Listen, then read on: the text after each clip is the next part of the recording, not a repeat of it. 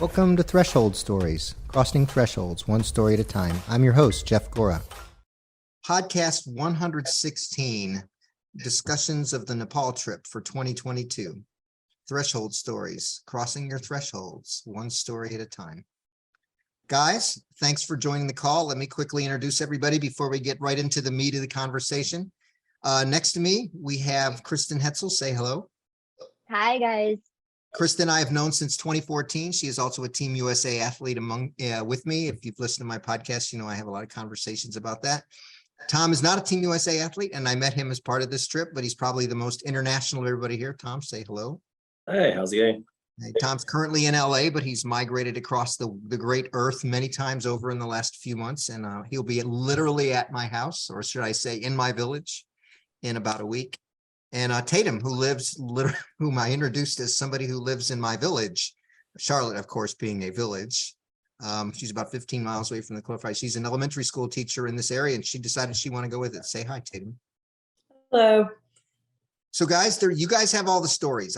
My stories are told on this topic.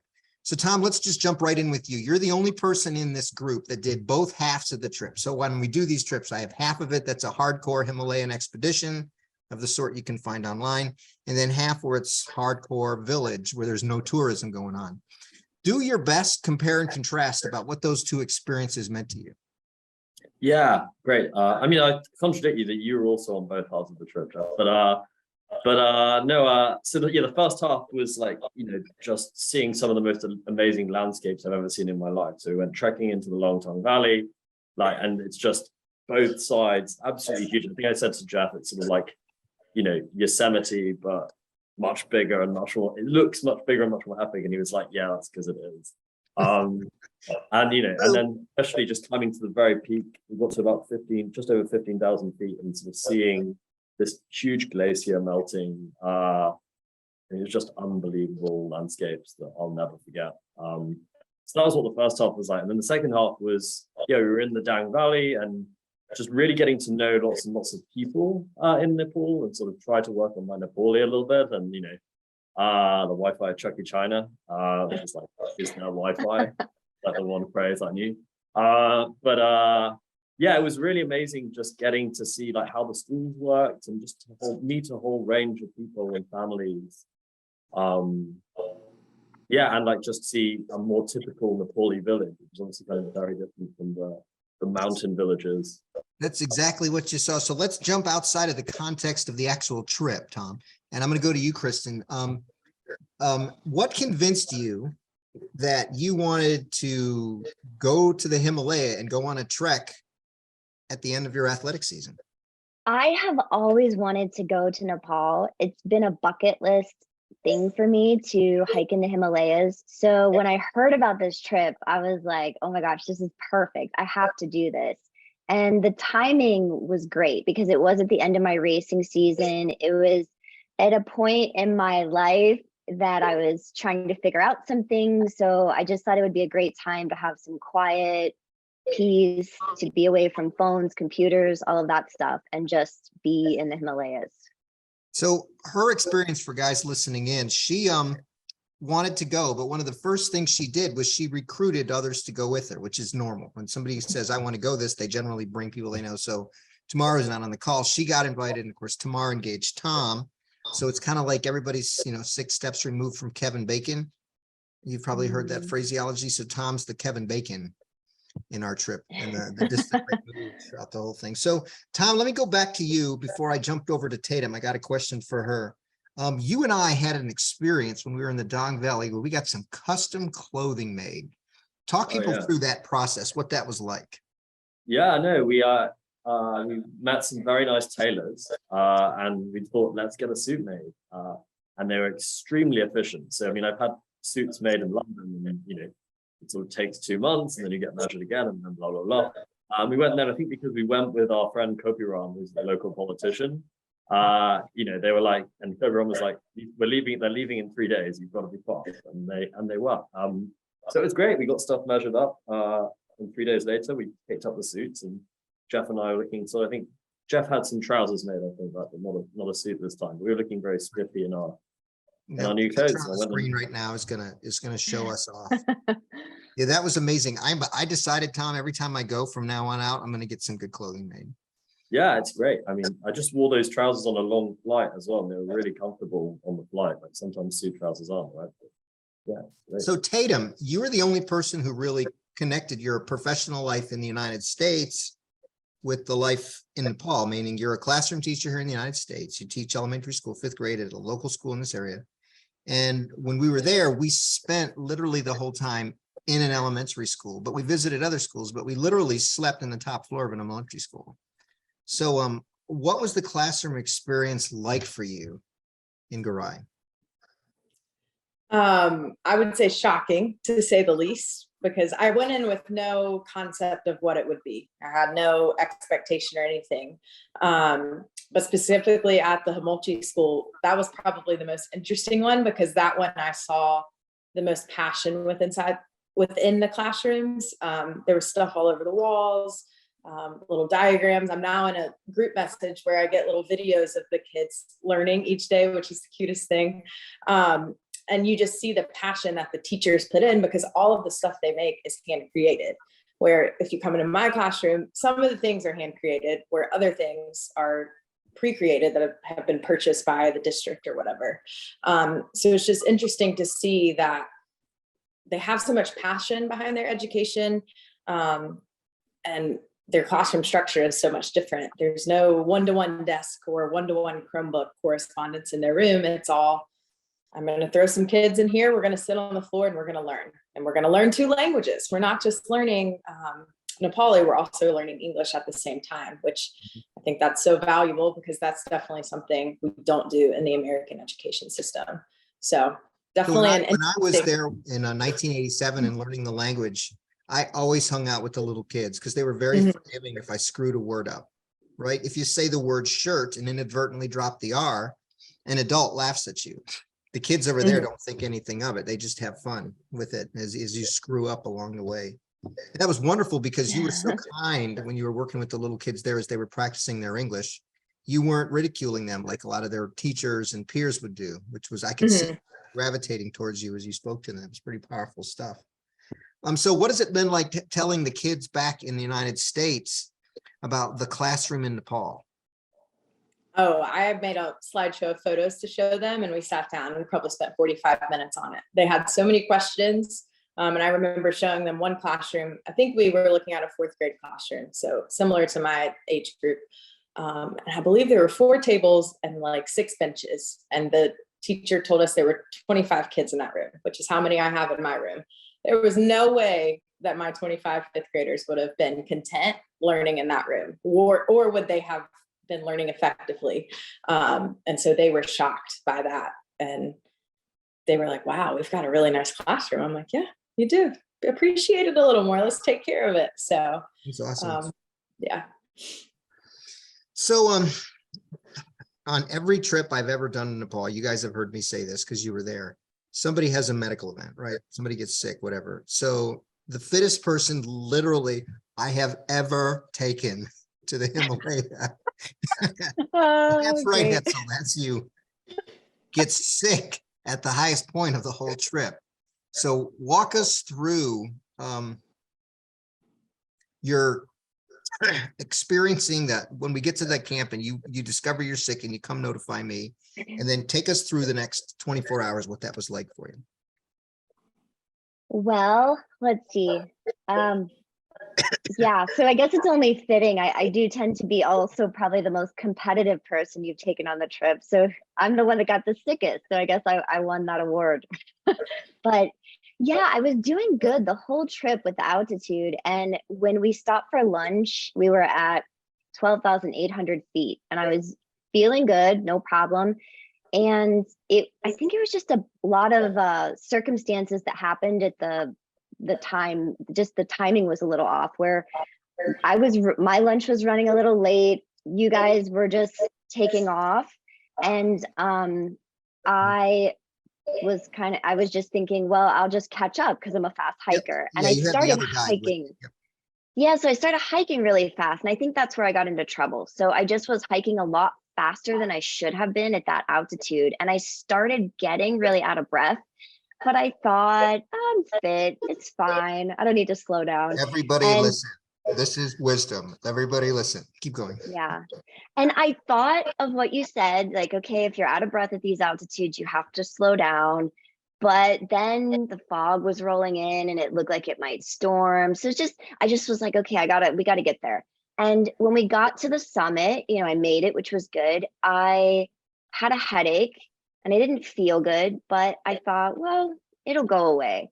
And I mentioned it to some of you guys that I had a headache, and we just, you know, and then it was what it was. But then about midnight, oh, it got so bad. I started projectile vomiting and I thought my brain was going to explode. And Tom's that's got when I some came and great got you. YouTube videos of you he's made.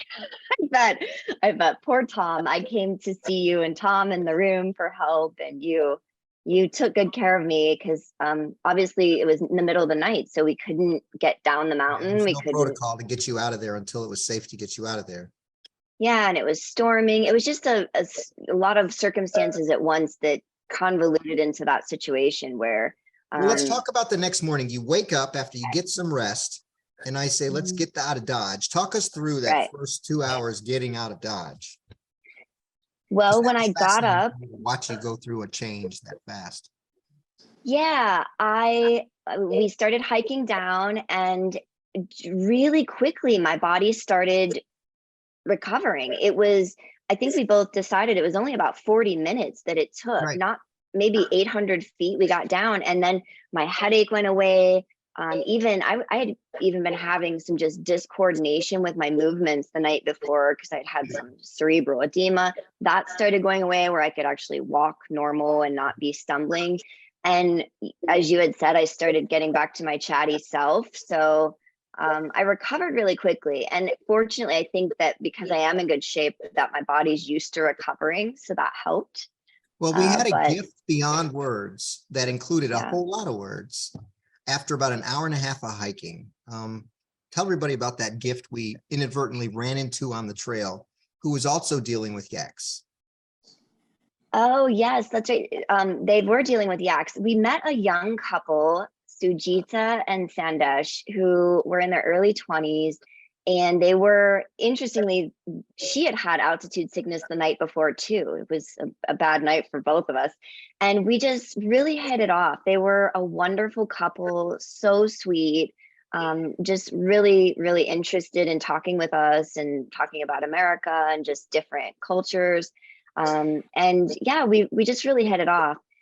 And I was very interested in talking with them because on this trip, I had learned how Nepali people often do arranged marriages. And so it was fun to talk to them, young people who were a bit like going scandalous. They were dating secretly and their parents didn't know and all this stuff. So it was just fun to learn about them and learn about what young people are doing now. Well, That's I watched you different from from being, them. you were keenly aware that you were deficient. You were not at your standard that you're used to for yourself. You have a high standard for yourself. And when those two came along and you guys started chatting as if this was the end of the world as you know it, you just went back to you. I mean, literally within 90 seconds of meeting those guys, you went back to you. I mean, it was like magic. It was like the best medicine ever. Oh, good. Yeah. I'm sure it distracted me from not feeling so great. And yeah, just to be, they had really good energy and really positive, fun They did. vibes. Yeah. So Tom, back to the people of Nepal. You got 2 interrupted weeks with a Nepali politician. And tell everybody what that meant, what that looks like. What does it mean to be a Nepali politician? What was it like to watch him in action? Yeah. So Kopiram was there are a couple of things that I really like stood out in terms of like observing him. Like, one is like, he was just a very sort of like careful sort of about what he said, but then when he opened his mouth, even if it was in Nepalian, I didn't really understand what he was saying. He was just like charismatic and something sort of comforting and kind of very just very charismatic about him. And that sort of, so you can sort of see why he helps persuade people. And I saw him give a political speech when we were in Dang, and that was just sort of really amazing to see him like in action as well, and just very persuasive, very authoritative, like That's correct. really, really widely respected. So that was like really cool to see. And like, I mean, at the same time, he's, you know, for someone who's like that, he was an extremely humble guy. Like, you know, I think, I mean, he was hanging out with us and being really nice.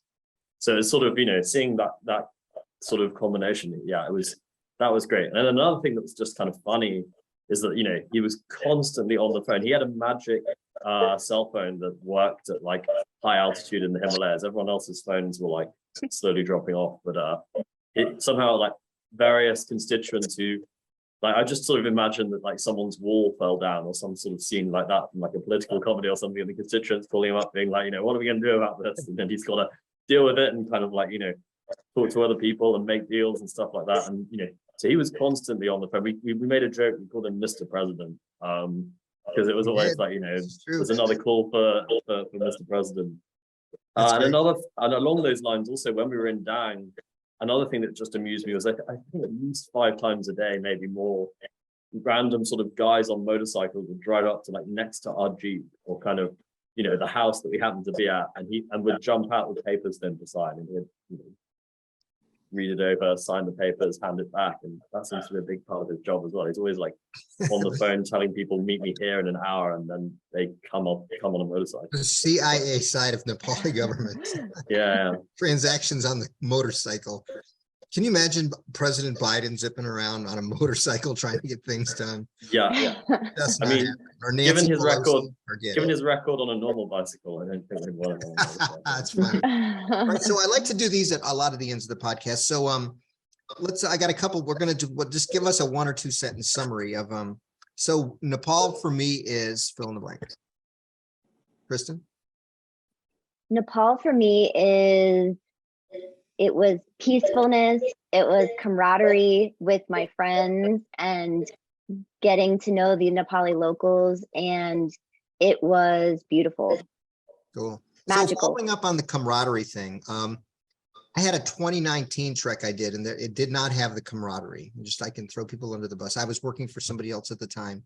And interestingly enough, while we were there, some of the people in that group came back because they were unsuccessful the first time, and they were unsuccessful again the second time, which is kind of like proof pudding that Nepal quite isn't for everybody right there. But that was amazing to see the camaraderie we did have, though, between the Nepali mishmash that we had and the Americans and of course Tom and that whole thing. You would not have predicted that sort of esprit de corps. You just wouldn't. But it happened. That was, you know, I'm always going to treasure that part of the trip. So Tom, Nepal for me is. Yeah, I mean, amazing landscapes. I mean, I guess, sorry, like really, I'd summarize it as like, you know, like the biggest mountains in the world and the biggest hearts in the world. Like the people that we met. I'm going to like, steal that. That's a great absolutely, you know, it blew my mind how many people were living in, you know, relatively poor conditions, but just were so happy and generous and full of kind of great spirit. Like, yeah, I'll never forget sort of like, you know, staying with Raj and Kobaram in Dang, and just sort of seeing how they live, and just, you know, I was really touched by their families and just sort of, yeah. Well, they'll always remember you guys, that's for sure. Tatum, literally, there's a little girl over there who's always going to remember you as well. So finish the sentence. Nepal for me is an experience I'll never forget. Definitely opened my eyes to embracing my passion a little more with kids. I know that's my passion, but getting to see it translate over in a place where I was 100% out of my comfort zone. I don't know. It was just kind of comforting to come home knowing what I'm doing is right, and there's potential for me to do more with my passion. So kind of ignited that. And I'm going to give you mine. This is my 35th year of going to Nepal, and it always delivers. It's never underwhelmed. It's always, whatever expectation I've had, it's always met or exceeded every single time. Langtang, I knew of the earthquake that destroyed a section of it. That just ended up being a non-event. We walked literally right through the rubble, and we never stopped to have a mourning moment or a conversation about it all. The village was as awesome as it's ever been. Parting thoughts. Does anybody have any parting thoughts? I just thought it was an awesome trip. It was so profound in so many ways. And yeah, definitely the trip of a lifetime. Tom? Yeah, I mean, I would second some of what Tatum said, that like, I think it just showed, I just saw in reality, like how this other part of the world is, and sort of the potential you can have to sort of, you know, help and make a difference in that part of the world. And Bet you did. Bet you did. And so just, you know, it really opened my eyes in a much more sort of like intimate and complete way than I thought possible to the reality of life in other parts of the world. I think that was Tatum, parting thought? I don't know. Right. So let me give you guys one. When we were in the Nepalganj airport, getting ready to fly back to Kathmandu and then fly back home, we met a couple who lived in Saudi Arabia. Her name was Kitty and his name was Brian. I told them what I was doing and they said, we want to help out. And they agreed to pay for all the teachers at the school to do the Annapurna Sanctuary trek next year, which meant that's 5 people out of the 10 people maximum that are already accounted for 2023.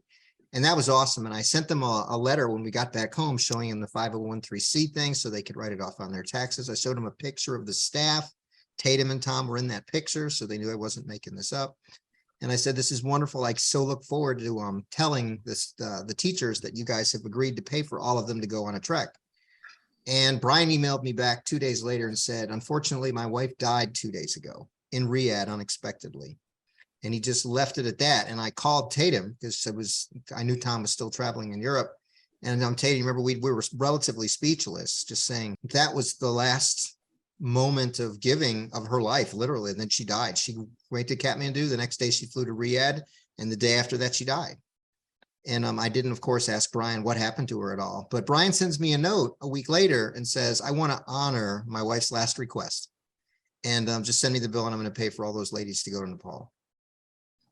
And that just took my heart out. And that is what Nepal does to people. You see these others who are giving, and all you can do is reciprocate with the heart of passion. And literally, even if it kills you, literally, I'm forever going to remember Kitty, even though I only got to spend 30 minutes talking with her. And all those women at the school, Tatum, who you got to hang out with, right? Mm-hmm. They're going to get to see the Annapurna Sanctuary in full next year, care of Brian and Kitty. Pretty cool story. That's awesome. So this is a picture of them on the screen right here. Well, guys, thank you for the podcast time. I will send you guys some links to this, and there'll be a little thing on the screen right here you guys can see on if you'd like to participate in 2023. As you just heard, we're going to the Annapurna Sanctuary, and there's still 5 seats left. Thanks, guys. Thanks for listening to this chapter of Threshold Stories, crossing thresholds one story at a time.